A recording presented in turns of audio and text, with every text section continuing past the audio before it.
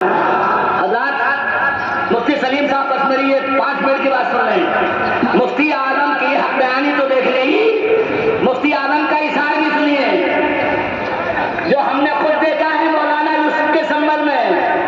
مولانا توسی بہت چھوٹے سے ہوں گے اس وقت. ادھر دیکھیے حضرت صاحب میاں صاحب کرنا خانقاہ کریمیہ گئے بیسنپور سے. اور میں تاریخ فکشن میں نہیں بول رہا ہوں، خدا کی قسم. ایک جملہ جب بولوں تو مجھ پر رحم کیجیے بولنے میں. ان کے دادا کو مفتی اعظم نے عاشق رسول بولا. سبحان اللہ. یہ جو ہستی بیٹھی سید شاہد میاں صاحب، یہ دیکھ لیے میں ادھر ہوتا ہوں.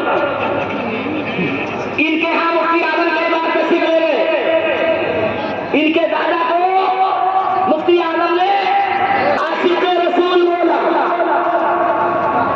جس کے دادا کو عاشق رسول مفتی اعظم بولتے ہیں. حضرات اب ان کے مفتی اعظم کا قربان ہونا سن لیں، مگر تھوڑا سا ادھر تو آپ دیکھتے رہیے، ادھر اس 40 سالہ پہ تھوڑا سا میرا تھوڑا سا رحم کر دیجیے. مفتی اعظم سنبل پہنچے. ہمارے استاد ہیں، ان کا ہم نام نہیں لیں گے، اور مفتی اعظم کو اس لیے بلایا گیا تاکہ اپنے بچے کو مرید کرایا جائے. لیکن سید صاحب کی موجودگی میں میرے پیر مفتی اعظم بولے کہ مصطفیٰ رضا شہزادے کی موجودگی میں مرید نہیں کرے گا. یہ سیدوں کا احترام تھا. مفتی اعظم کی نظر میں خود مرید نہیں کیا، اس وقت کے سید صاحب سے مرید کروایا. حضرات میں کیا آپ سے کہہ سکتا ہوں، یہ روش بریلی کی قلبی تھی اور الحمدللہ آج بھی ہے. ہم سادات کو قلبی ویسا ہی مانتے ہیں اور الحمدللہ کہنے میں کوئی سنکوچ نہیں. ہم مولا علی کے قلبی تھے، آج بھی ہیں. لیکن یہ دندائیت نہیں چلے گی کہ مولا علی کی آڑ میں آپ صدیق اکبر کی توہین کرنے لگے. اور ہم یہ بھی کہنے میں حق بجانب ہیں کہ صدیق اکبر کی محبت میں ہم مولا علی کی شان میں کچھ نہیں کہہ سکتے. ہمارے لیے سرتاج ہیں دونوں. اعلیٰ حضرت نے رافضیوں کا رد کیا. مجھے امید ہے سنی ان کے چکر میں نہیں آئیں گے انشاءاللہ ثم انشاءاللہ. حضرات میرے پیر مفتی اعظم نے ہمیشہ حق گوئی کا خیال رکھا. ہمیں بھی چاہیے کہ حق گوئی کا لحاظ رکھیں. اور اگر آپ ڈٹ گئے مفتی اعظم کی روش پر تو میں یقین سے کہتا ہوں جن حالات کو مفتی سلیم صاحب نے تقریر کی، الحمدللہ ہم کسی پر زیادتی نہیں کرتے. مفتی اعظم نے ہندو اور مسلمان دونوں کو فائدہ پہنچایا. ارے بولو نہیں پہنچایا؟ اور جب پہنچایا تو اسی کا یہ نتیجہ نکلا کہ مفتی اعظم ہمارے آپ کے کاٹیا وار کے سفر میں گاڑی سے گائے کا بچہ ٹکرایا. ظاہر ہے کہ زد میں آیا تو مر گیا، لیکن لوگ ڈنڈے لے کے اہل حنود آئے. لیکن یہ ہمارے پیر کی استقامت دیکھیے.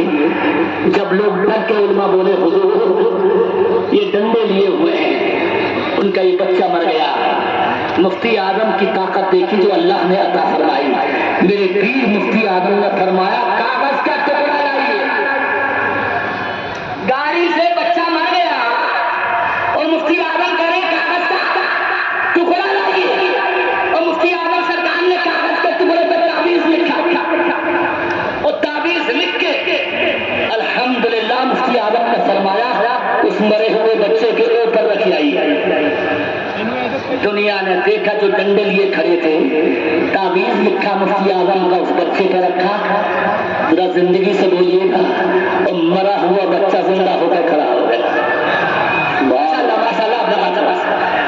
ہوا بچہ زندہ ہو گیا. ہمیں کوئی کہنے میں سنکوچ نہیں، ہچکچاہٹ نہیں.